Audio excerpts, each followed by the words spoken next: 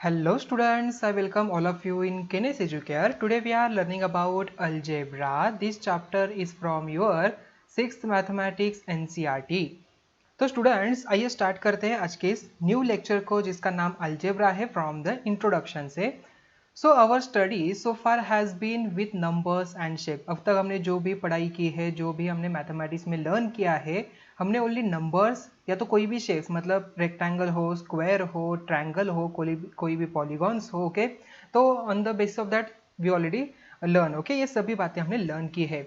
So we have learn numbers, operation on numbers and properties of numbers. So यहाँ पर हमने whole numbers देखे थे, नेचुरल नंबर देखे, इंटीजर्स देखे, उनके ऑपरेशन देखे, मैथमेटिकल ऑपरेशन देखे, okay. So we apply our knowledge of numbers to various problems in our life. The branch of mathematics in which we study the numbers. देखिए यहाँ पर जो मैथमेटिक्स की ब्रांच है जिसमें हम नंबर्स के बारे में लर्न करते हैं उसे हम कहते हैं अरिथमेटिक, ओके। उसे क्या कहते हैं? अरिथमेटिक उसे कहा जाता है। So we have also learn about the figures. हमने फिगर्स के बारे में भी लर्न किया था इन 2 and 3 डायमेंशंस, ओके। 2D जिसे कहा जाता है, 3D जिसे कहा जाता है, वो हमने लर्न किया था। एंड उसके प्रॉपर्टीज भी हमने देखे थे। 2D शेप में हमने रेक्टेंगल देखा था, स्क्वायर देखा था, उन दोनों की प्रॉपर्टीज देखी थी, ट्रायंगल देखा था, ओके।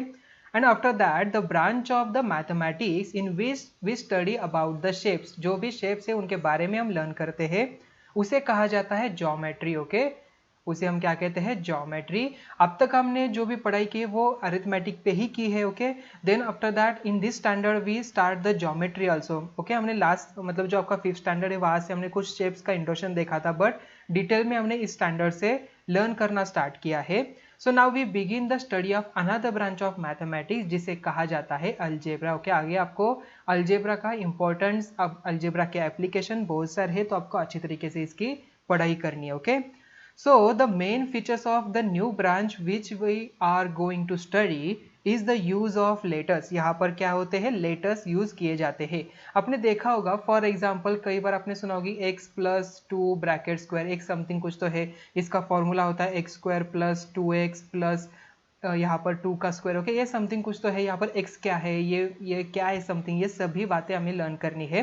बट जस्ट मैं आपको दिखा रहा हूँ कि ये क्या होता है, इसे ही हमें लर्न करना है इन द अलजेब्रा। अभी यहाँ पर x क्या होता है, इसे क्यों लिया जाता है, इसे इसका कैलकुलेशन कैसे किया जाता है, वैल्यू कैसे फाइंड आउट की जाती है, ये सभी बातें हमें लर्न करनी है, ओके। इसका टेंशन मत आप लेना, okay. So use of letters will allow us to write rules and formulas in a general way. So by using letters we can talk about any number and not just a particular number। अभी देखिए यहाँ पर एक मैं question आपको दे रहा हूँ, ठीक है। सपोज आपकी एज कुछ तो है, अभी मुझे तो आपकी एज नहीं पता, तो मैं क्या करूँगा, आपकी एज में कंसीडर करता हूँ कि आपकी जो एज है यहाँ पर x है, कोई भी मैंने वेरिएबल यहाँ पर यूज़ किया। अभी x की वैल्यू कुछ भी हो सकती है, आपकी एज यहाँ पर 14 हो सकती है, 13 हो सकती है, 12 हो सकती है, कुछ भी हो सकती है, ओके। सो यहाँ पर मैंने क्या किया, एक कुछ वेरिएबल यहाँ पर एज्यूम किया, okay. So on the basis of that variable मैंने यहाँ पर कुछ वैल्यू फाइंड आउट की, मतलब आपका आपका एज जो है एंड मेरी एज फॉर एग्जांपल 23 है, ओके। सो x है एंड प्लस 23, इसकी जो एडिशन समथिंग कुछ आती है, ओके। तो यहाँ पर मैंने मान लिया कि आती है ये यहाँ पर 35, ओके। सो आपकी एज मुझे पता नहीं है, मैंने यहाँ पर मेरी एज डाल दी, आपकी और मेरे एज की मुझे एडिशन पता है। So I can easily find out the this value, x में यहाँ पर आसानी से फाइंड आउट कर सकता हूँ। तो मैंने यहाँ पर क्या किया स्टूडेंट, देखिए मैंने आपको वैल्यू तो नहीं ले ली, ओके। बस जस्ट मेरे पास आपकी एज और मेरी एज उन दोनों की एडिशन थी, मतलब सम कितनी है वो मेरे पास थी, मेरा एज जो है। तो मैंने जस्ट क्या किया, आपकी एक वैल्यू यहाँ पर एज्यूम की। So on the basis of that I can easily find out your age, okay. मैं इजीली फाइंड आउट कर सकता हूँ। तो ये कैसे किया जाता है, ये ऑपरेशन कैसे किए जाते हैं, ये सभी हमें लर्न करना है, ओके। सो सेकेंडली लेटर्स में स्टैंड्स फॉर अननोन क्वांटिटी। जो हमें क्वांटिटी नहीं पता होती है उसके लिए हम क्या करते हैं, लेटर्स यूज करते हैं। जो अल्फाबेट्स होते हैं ABCD जो भी है आपके इंग्लिश अल्फाबेट्स, वहाँ पर स्मॉल्स या तो कैपिटल यूज किया जाता है, okay. So by learning methods of determining unknowns, we develop powerful tools for solving puzzles and many problems from daily life. Okay, there are many of the problems which are in that unknown quantity भी होती है, okay। So on the basis of that unknown quantity हमें value find out करनी पड़ती है, तो यहाँ पर algebra का importance होता है, okay। So thirdly, since letters stands for numbers, operations can be performed on them as the numbers। So this leads to study of algebraic expression and their properties. उसके एक्सप्रेशन क्या होते हैं, उसकी properties क्या होती है, उसका हमें अंडरस्टैंड करना, स्टडी करना इंपॉर्टेंट है। Okay, so you will find the algebra interesting and useful. It is very useful in solving problems. Let us begin our study with simple example. देखिए यहाँ पर कुछ example है। So Amina and Sarita are making patterns with a matchstick. यहाँ पर matchstick है, उसका patterns यहाँ पर वो बना रही है। Okay, so they decided to make a simple pattern. उन्होंने यहाँ पर एक simple pattern बनाने के लिए start किया है। So of English alphabet, Amina takes 2 matchsticks and form a letter L. उसने क्या किया यहाँ पर L form किया as shown in the figure. The Sarita also pick 2 sticks and form another letter. देखिए उसने यहाँ पर another letter बना लिया and put it next to the one made by Amina. Amina adds one more. Amina ने क्या किया, फिर से एक ऐड कर दिया इसमें। Okay, and this goes on shown in the dots as show in this figure. Okay, मतलब अगेन यहाँ पर डी में क्या आ जाएगा, अगेन यहाँ पर एक ऐड करेगी, अगेन यहाँ पर एक ऐड करेगी, ऐसे so on. Okay, so there friend Appu comes in, he looks at the pattern, Appu always ask questions, so he asks the girls how many matchsticks will be required to make 7 Ls। Okay, उसने क्या पूछा कि 7, यहाँ पर देखिए कितने L है, यहाँ पर 2L है, यहाँ पर 3L है, तो अगेन यहाँ पर 7L होने के लिए कितनी मैचस्टिक्स यहाँ पर लगेगी, ऐसा उसने क्वेश्चन पूछा। So Aminas and Sarita are systematic, they go on forming the patterns with 1L। देखिए 2Ls यहाँ पर 3Ls and so on and prepare a table. उन्होंने क्या किया यहाँ पर टेबल प्रिपेयर किया। देखिए उसी तरीके से सो नंबर ऑफ एल्स फॉर्म यहाँ पर 1, उसके लिए कितने स्टिक्स लगी 2 के लिए यहाँ पर 4, 3 Ls के लिए यहाँ पर 6, 4 के लिए यहाँ पर 8, 5 के लिए यहाँ पर 10, 6 के लिए 12, 7 के लिए 14। तो यहाँ पर इसका मतलब हमें क्या मिला answer. So Appu gets the answer to this question जो उसने पूछा था from the table 7 Ls required 14 matchsticks. Okay, कितनी लगती है 14 मैचस्टिक्स यहाँ पर लगती है। So while writing the table Amina realize that the number of matchsticks required is twice the number of Ls form. देखिए यहाँ पर जो भी यहाँ पर है वो क्या हो रहा है, ट्वाइस हो रहा है। 7 2 14, 8 2 16, 6 2 12, 5 2 10, 4 2 8, 3 2 6, 2 2 4 and 1 2 2। Okay, so number of matchsticks required is equal, क्या फॉर्मूला बन गया उसके पास, number of matchsticks is equal to 2 multiply by number of Ls। For convenience let us write the letter n for the number of Ls। हम क्या करते हैं convenience के लिए यहाँ पर Ln यहाँ पर लिख लेते हैं। So if 1L is made, L एक बार मैंने यहाँ पर बना दिया, तो n इज इक्वल टू क्या होगा 1 लगेगा। नंबर ऑफ Ls कितने यहाँ पर 1 है। If 2 Ls are made, so n is equal to बनता है 2 and so on. Okay, so we can write the number of matchsticks required 2 multiplied by n.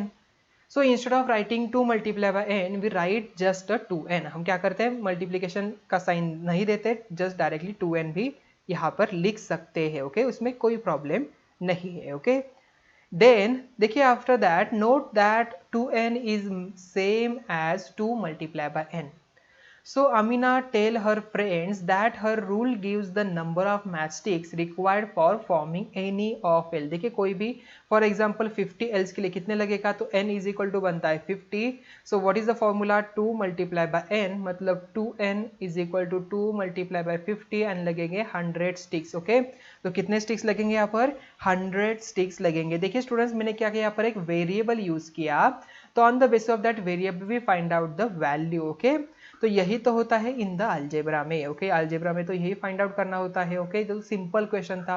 आने वाले स्टैंडर्ड में आपको डिफिकल्ट क्वेश्चन भी आप आसानी से सॉल्व करोगे। ओके, अगर आपको ये बेसिक कंसेप्ट पता होगी तो। Okay, so thus for n is equal to 1 the number of matchsticks required 2, n is equal to 2 तो यहाँ पर 4, n इज इक्वल टू 3 तो 6 and so on. Okay, so Sarita says the rule is very powerful. Using the rule I can say how many matchsticks are required to form A1 100 Ls के लिए भी कितना matchsticks लगेगा मैं आसानी से यहाँ पर बता सकती हूँ। I do not need to draw the pattern और मेक अ टेबल, मुझे टेबल एंड पैटर्न की कोई जरूरत नहीं है once the rule is known. So do you agree with Sarita, क्या आप सरिता से एग्री हो? Yes, we are agree with Sarita, हमें आप सरिता से। ओके, हमें यहाँ पर टेबल या तो पैटर्न बनाने की कोई जरूरत नहीं है। Okay, so the idea of variable in the above example we found a rule to give the number of matchsticks required to make a pattern of Ls. The rules क्या है यहाँ पर, number of matchsticks required is equal to 2n, ये हमें यहाँ पर formula मिल गया, एक रूल यहाँ पर मिल गया. Okay, so we use the variable n over here. Okay, so here n is the number of Ls in the pattern and n makes यहाँ पर takes 1 2 3 4 5 6 7 8 and so on. Okay, जितने भी हमें चाहिए. सो in the table the value of n goes on changing, as a result the number of matchsticks required also goes on changing. n is an example of variable, its value is not fixed. देखिए यहाँ पर जो n है उसकी value क्या fix है क्या, नहीं. यहाँ पर हमने 2 डाल सकते हैं, 3 डाल सकते हैं, 4 डाल सकते हैं. अकॉर्डिंग टू दैट हमें यहाँ पर नंबर ऑफ मैचस्टिक्स यहाँ पर मिल जाएंगी. Correct. So we wrote the rule for the number of matchsticks required using the variable n. The word variable notebook में लिख लीजिए जल्दी से. वेरिएबल मीन्स क्या होता है, something that can vary. Okay, मतलब वो चेंज हो रहा है. वेरिएबल, वेरिएबल मतलब जो यहाँ पर वैरी हो रहा है. Okay, so that is change. The value of variable is not fix. Variable की वैल्यू फिक्स नहीं होती. It can take different value. यहाँ पर हम डिफरेंट वैल्यूज भी ले सकते हैं. So we shall look at another example of matchsticks pattern to learn more about variables. देखिए more matchsticks patterns यहाँ पर है. So Amina and Sarita have become quite interesting to matchsticks a pattern. They now want to try a pattern of a letter C. To make a 1C, they use 3 matchsticks as shown. 1 या 2C या 3C and 4C. तो एक C के लिए कितने लग रहे हैं, 3 लग रहे हैं. सो यहाँ पर फॉर्मूला क्या बन जाएगा, 3n बन जाएगा. 4C के लिए कितने लगेगा, 4 3 is 12, तो 12 यहाँ पर लगेगा. देखिए यहाँ पर 4 कहाँ पर है, 1 2 3 4. यहाँ पर C 1 2 3 4 है, तो 3 3 to the 6 3 to the 9 and 12. Correct, हमारा आंसर सही है. सो table 2 gives the number of matchsticks required to make a pattern of C's. Number of C's form यहाँ पर 1 2 3 4 जितने भी है उसके मैचस्टिक्स यहाँ पर आ जाएंगे. तो 8 3 जा 7 3 जा 6 3 जा 5 3 जा 4 3 जा समथिंग समथिंग समथिंग. ओके, सो अभी आपको ये फॉर्मूला भी समझ में आ गया होगा कैसे हमने फॉर्म किया. So can you complete the entries left black in the table. Fill कर सकते हो ना अभी. यस, आप आसानी से कर सकते हो. So number of matchsticks required is equal क्या फॉर्मूला बन गया मेरा, 3n. सो उसी तरीके से अगर हम यहाँ पर f बनाते हैं, सो f के लिए देखिए 1 2 3 4 4 स्टिक्स लगती है एक f बनाने के लिए. तो number of matchsticks required is equal क्या फॉर्मूला बनेगा, 4 मल्टीप्लाई बाय n. 4n यहाँ पर फॉर्मूला बन जाएगा. Okay, so think of other letters of the alphabet and the other shapes that can be made from matchsticks. For example U, V, triangle, square and so on. Okay, देखिए students यहाँ पर हमने यहाँ पर देखा कितने मैचस्टिक्स यहाँ पर देखिए 1 2 3 4 5 6 7 8. 1 2 3 4 5 6 7 8 9 10 11 12. यहाँ पर 12 4 3 12 ही होता है. तो यहाँ पर देखिए कितना आसानी से यहाँ पर आंसर हमें मिला. Correct. So more examples of variables. We have use the letters n to show a variable. Raju ask why not m. यहाँ पर m क्यों नहीं यूज किया, n ही क्यों यूज किया, a क्यों नहीं यूज किया, b क्यों नहीं यूज किया. So there is nothing any special about n. So any letter can be use. आप कोई भी लेटर यूज कर सकते हो. ओके, सो वन में use the letter as m, l, p, x, y, z, but mostly यहाँ पर x and y, n और m यहाँ पर यूज किए जाते हैं in the mathematics. Okay, to show variable. Remember a variable is a number which does not have a fix value. Variable की कोई भी फिक्स वैल्यू नहीं होती, वो जो वैरी हो रही, तो इसलिए तो वहां पर उसे वेरिएबल कहा जाता है. So for example the number यहाँ पर 5 और द नंबर 100 और any other given number is not a variable. They have fixed values. Similarly, the number of angles of a triangle has a fixed value, that is 3. It is not a variable. The number of corners of a quadrilateral, मतलब यहाँ पर 4 है, उसके fix होते हैं, so it is not a variable. Okay, यहाँ पर value क्या है, फिक्स है. ट्राइंगल की साइड्स 3 ही होती है, क्या चेंज होती है, वेरी होती है ट्राइंगल की साइड्स, नहीं. तो ट्राइंगल 3 साइड्स होते हैं, उससे तो यहाँ पर ट्राइंगल कहा जाता है. जो पॉलीगॉन को 4 साइड्स होते हैं उसे हम पॉलीगॉन कहते हैं. फिर यहाँ पर पॉलीगॉन मतलब यहाँ पर जो क्वाड्रिलैटरल है उसके 4 साइड्स होते हैं, उससे तो क्वाड्रिलैटरल कहा जाता है पॉलीगॉन को. ओके, देन आफ्टर दैट अगर पेंटागन है तो उसके 5 साइड्स होते हैं, उसके लिए तो यहाँ पर उससे पेंटागन कहा जाता है.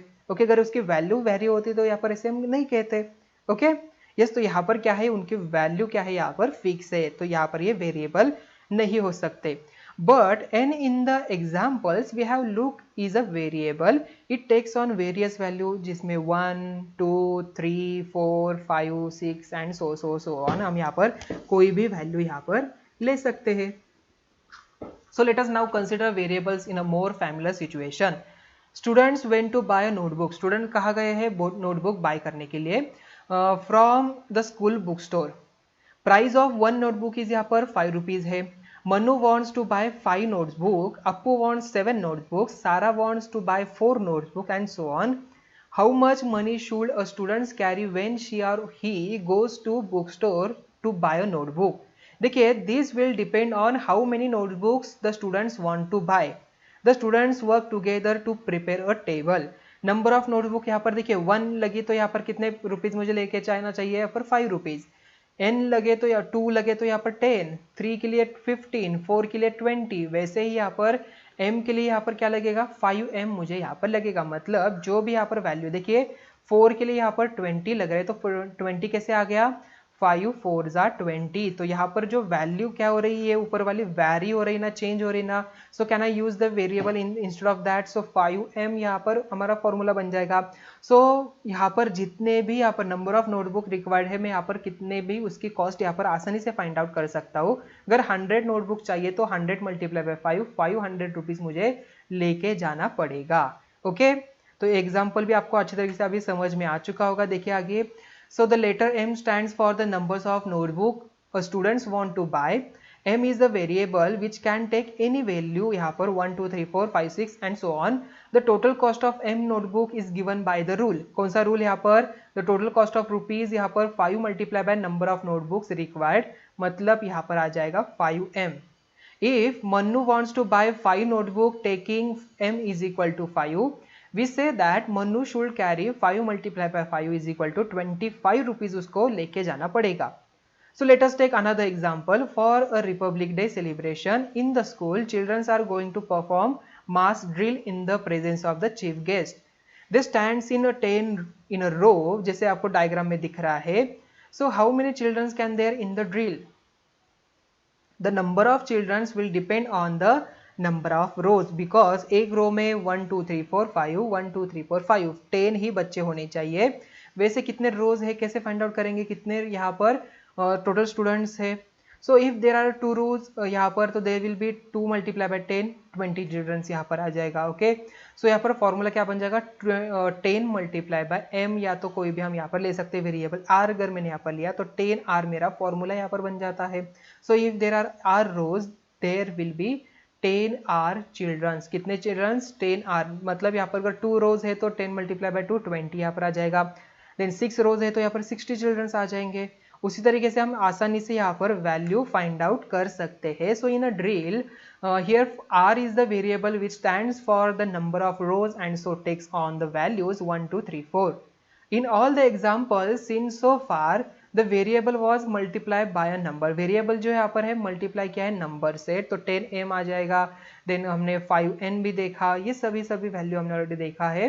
So there can be different situation as well in which numbers are added to और subtracted from the variable as seen below. देखिए कैसे. So Sarita says that she has 10 more marbles in her collection than Amina.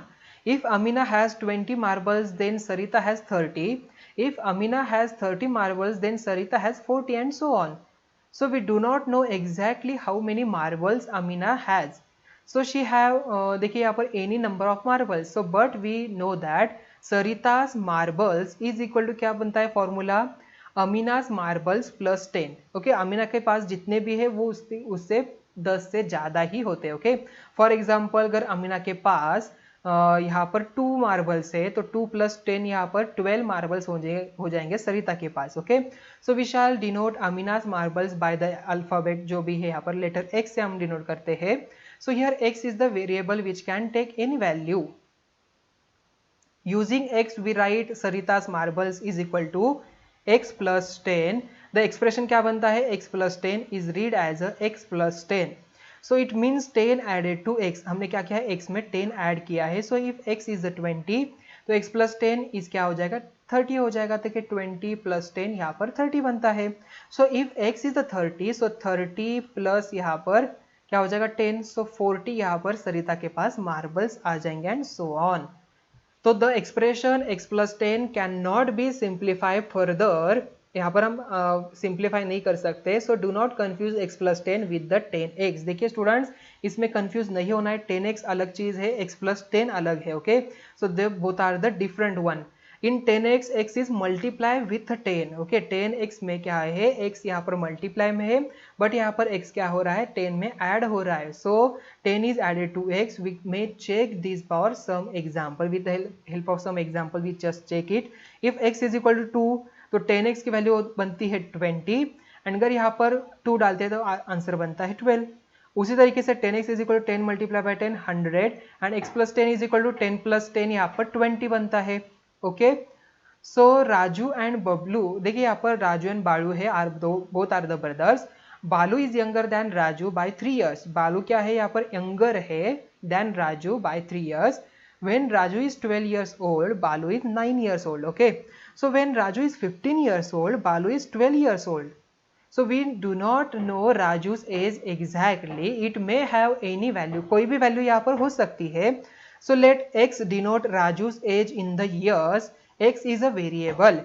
If Raju's age in the years is x, then Balu's age यहाँ पर क्या हो जाएगा x minus 3 बन जाएगा। The expression x minus 3 is read as x minus 3. As you would expect, when x is 12, so यहाँ पर 12 minus 3 answer बनता है 9 and when x is 15, so 15 minus 3 यहाँ पर आंसर बन जाएगा 12। ओके, देखिए हमने किसने आसानी से यहाँ पर आंसर फाइंड आउट किया। आई थिंक अभी आपको समझ में आ जाएगा। देखिए राजू एंड बालू में से किसी एक का अगर हमें एज पता हो तो हम आसानी से सेकेंड वन का एज बता सकते हैं। ओके, तो स्टूडेंट्स इसी के साथ ही आज का लेक्चर, फर्स्ट लेक्चर हम एंड करते हैं। आज हमने जस्ट इंट्रोडक्शन देखा अबाउट द अलजेब्रा। तो मिलते हैं नेक्स्ट वीडियो में। Thank you.